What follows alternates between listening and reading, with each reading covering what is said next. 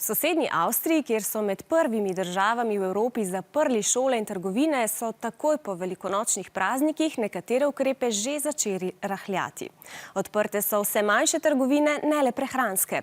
Vse pa naj bi odprli 2. maja. Od sredine naslednjega meseca pa bodo ljudje že lahko obiskovali tudi restauracije in gostinske lokale. Meje med državami za večino ljudi še naprej ostajajo zaprte.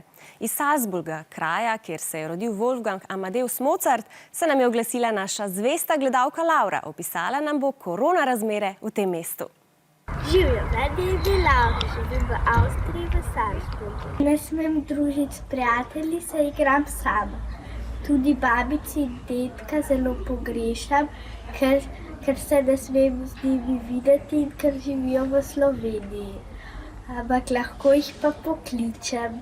Tudi tu v Avstriji so šole zaprte, zato delam doma po tedenskem planu.